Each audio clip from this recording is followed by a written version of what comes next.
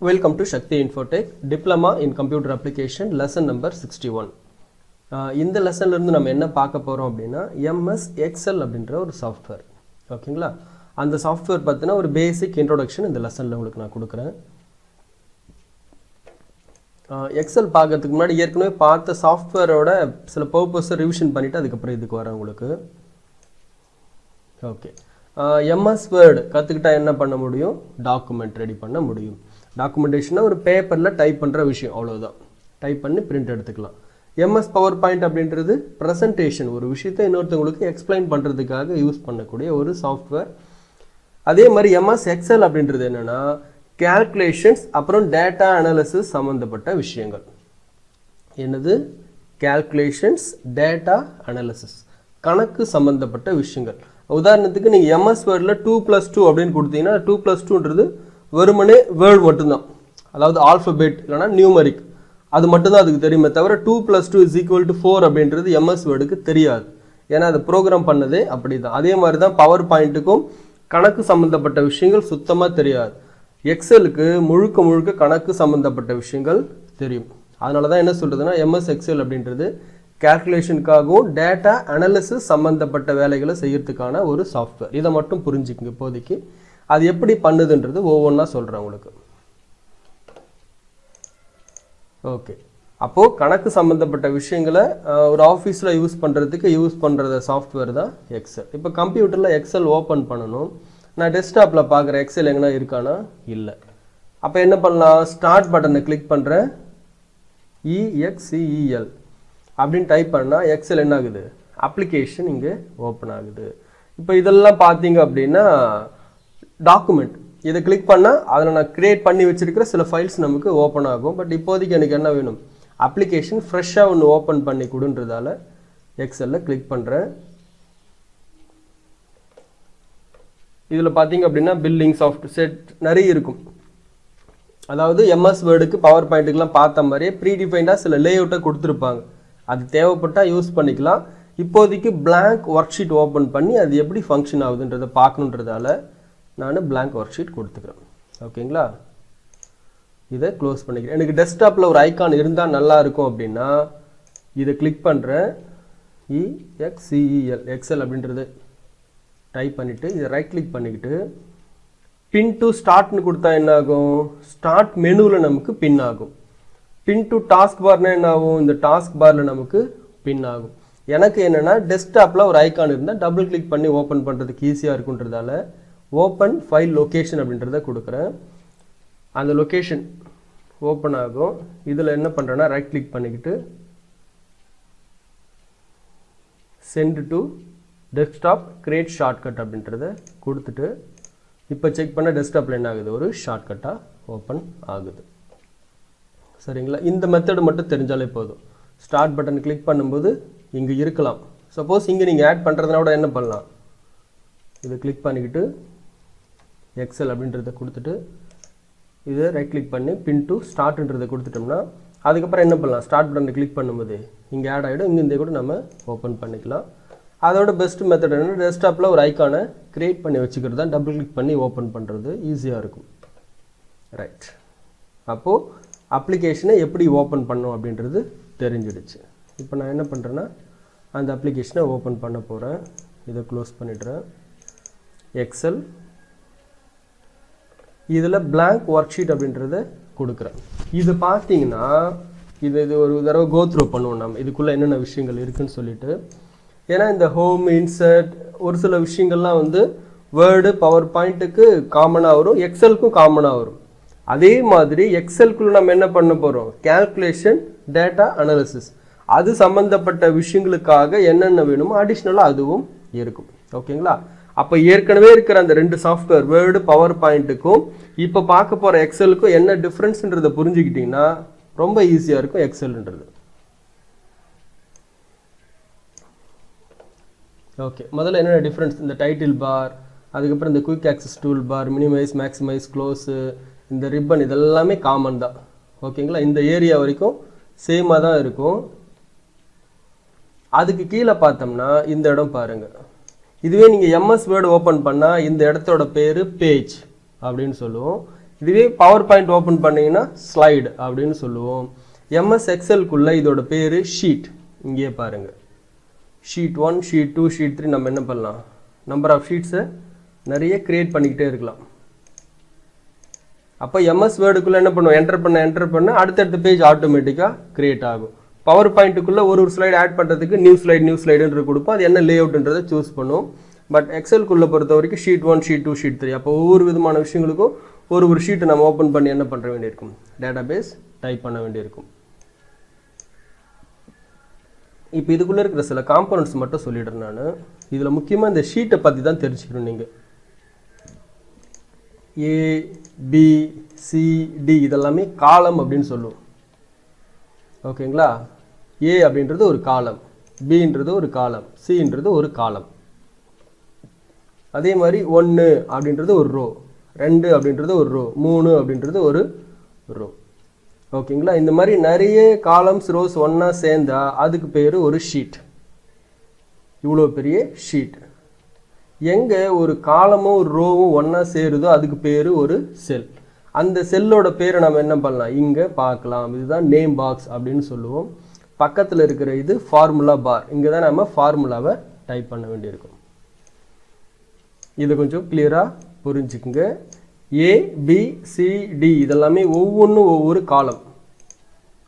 1, 2, 3, 4 இதெல்லாமே ஒவ்வொன்றும் ஒவ்வொரு ரோ. எங்கே ஒரு காலமும் ரோவும் ஒன்றா மெர்ஜ் ஆகுதோ அதுக்கு பேர் ஒரு செல். ஓகேங்களா? அந்த குட்டி குட்டியாக பாக்ஸ் இருக்கு இல்லையா, அந்த பாக்ஸுக்கு பேர் தான் செல் அப்படின்னு சொல்லுவோம். இந்த செல்லோட பேர் எதை டிபெண்ட் பண்ணி இருக்கும் அப்படின்னா, காலத்தோட பேர், ரோவோட பேர் ரெண்டுத்தையும் சேர்ந்த மாதிரி இருக்கும். இப்போ நான் இங்கே கிளிக் பண்ணுறேன்னா K12. அப்போ K அப்படின்ற காலமும் 12வது ரோவும் இருக்கிற இடத்தோட பேர் K12. இந்த மாதிரி எல்லாத்துக்குமே ஒவ்வொரு இண்டிவிஜுவல் செல்லுக்கும் ஒரு பேர் இருக்கும். அது இப்படி தான் ஃபார்ம் பண்ணியிருப்பாங்க. ஓகேங்களா? இந்த இடத்தோட பேர் ஃபார்முலா பார்னு சொல்லுவோம். இப்போ கிளிக் பண்ணிங்கன்னா இங்கே எதுவும் வராது. நான் ஏதாச்சும் ஃபார்முலா டைப் பண்ணுறேன்னு வச்சுக்கோங்க, ஈக்குவல் டு இந்த செல்லையும் ப்ளஸ்ஸு இந்த செல்லையும் கூட்டுற மாதிரி போட்டோன்னா இங்கே தான் ஃபார்முலா அப்படின்ற விஷயம். இதில் இன்னொன்று இருக்குது பாருங்கள். இப்போது கொஞ்சம் ஜூம் பண்ணிக்கிறேன் உங்களுக்கு புரியணுன்றதுக்காக. இப்போது இது என்ன செல், A1 அப்படின்ற செல்.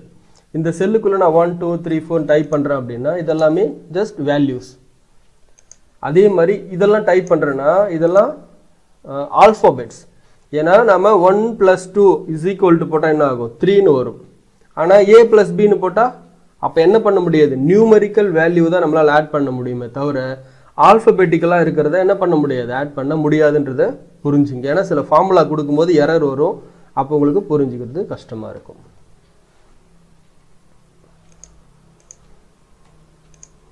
ஓகே, அப்போது ஏ அப்படின்ற இடத்துல நான் என்ன பண்ணுறேன்னா 5 அப்படின்னு என்டர் பண்ணுறேன்னா A1க்குள்ளே என்ன இருக்குது, 5 அப்படின்ற நம்பர் இருக்குது.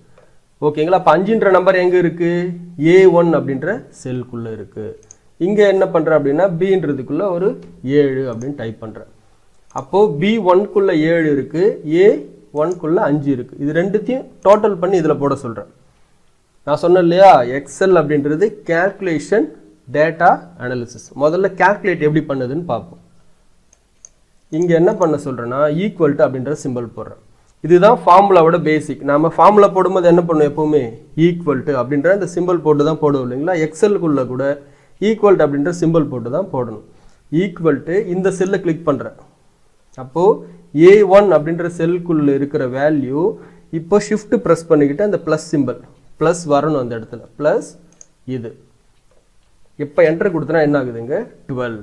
அப்போது எக்ஸலுக்குள்ளே நான் என்ன டைப் பண்ணி வச்சுருக்கேன், A1க்குள்ளே 5ன்ற நம்பர், B1க்குள்ளே 7ன்ற நம்பர், ரெண்டுத்தையும் டோட்டல் பண்ணி என்ன சொல்கிறேன் இதில் போட சொல்லியிருக்கேன். அப்போது Cன்றதுக்குள்ளே 12ன்னு இருக்குன்னா வேல்யூ தான் 12, பட் உள்ளே இருக்கிற ஃபார்முலா என்னது, ஈக்குவல் டு A1 + B1 அப்படின்றது ஃபார்முலா. ஓகேங்களா? அப்போது ABCD இதெல்லாம் காலம்னு உங்களுக்கு புரியணும். 1, 2, 3, 4 இதெல்லாம் ரோன்றது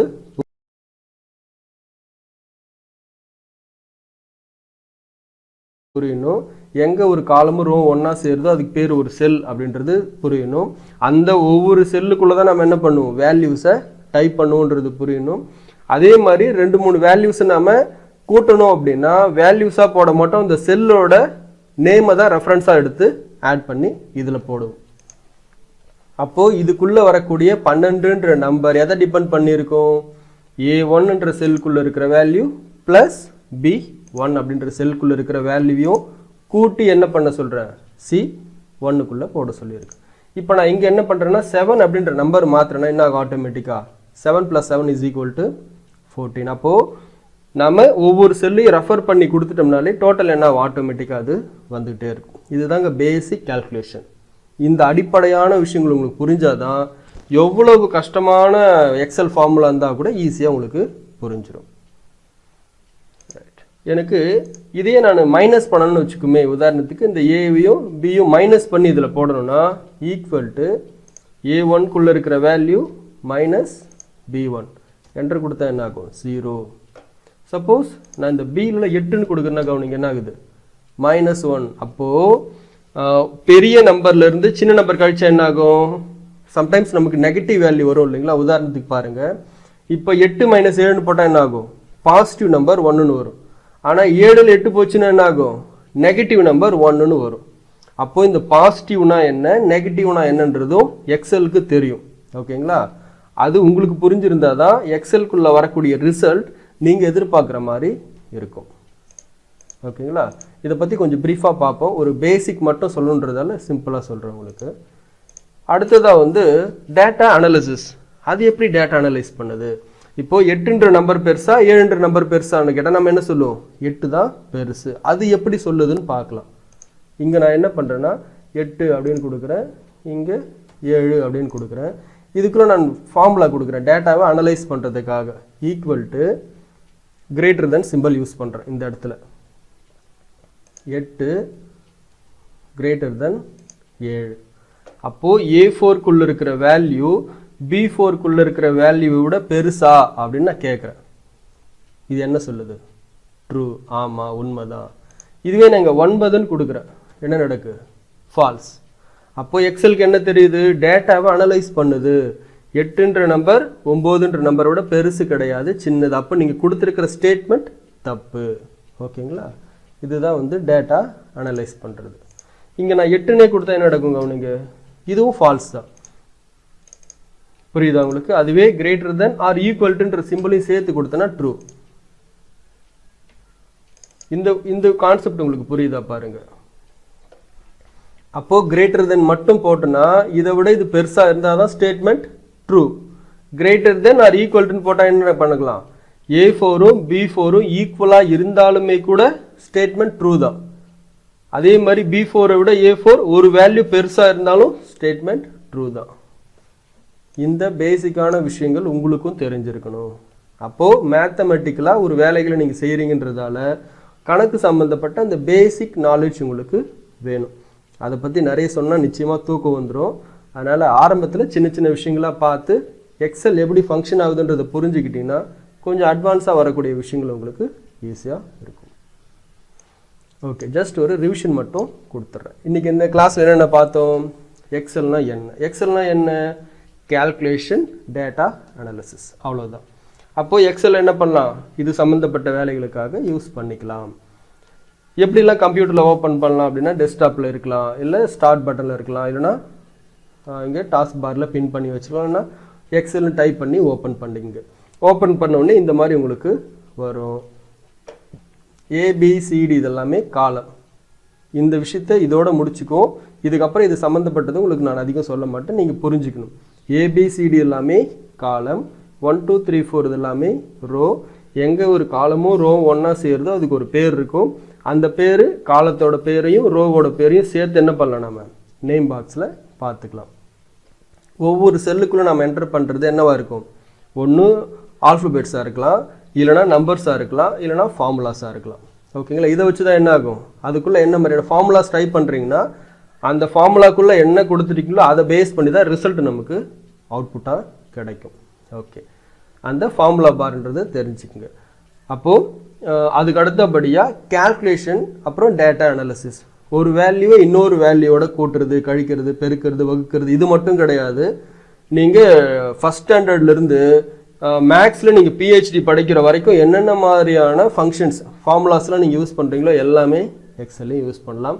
பெரிய பெரிய கம்பெனியில் பெரிய பெரிய டேட்டாபேஸ் அனலைஸ் பண்ணுறதுக்கெலாம் கூட இந்த சாஃப்ட்வேர் தான் யூஸ் பண்ணுவாங்க. இது கால்குலேஷன் சம்மந்தப்பட்ட விஷயங்கள்.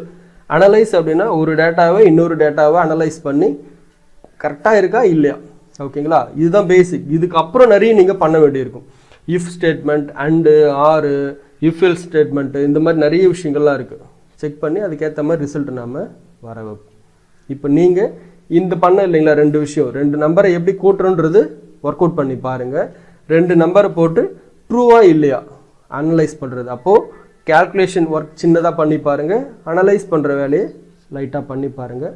அடுத்தடுத்த கிளாஸில் ஒவ்வொரு குரூப்புக்குள்ளே இருக்கிற டூல்ஸ் எல்லாம் பார்த்துட்டு அதுக்கப்புறமா ஒரு கான்செப்ட் ஓரியன்ட், ஒரு கம்பெனியில் எக்ஸல் என்ன பண்ணுறாங்க, ஒரு ஸ்கூலில் எக்ஸல் வச்சுக்கிட்டு என்ன பண்ணுறாங்க, ஒரு சின்ன ஒரு பொட்டி கடை இருக்குது அங்கே எக்ஸல் யூஸ் பண்ணுறாங்கன்னா அவங்க என்னென்ன மாதிரியான வேலைகளை எக்ஸலில் பண்ணுவாங்கன்றது கொஞ்சம் ப்ரீஃபாக பார்ப்போம். ஓகே, நெக்ஸ்ட் கிளாஸில் மீட் பண்ணுவோம். தேங்க்யூ.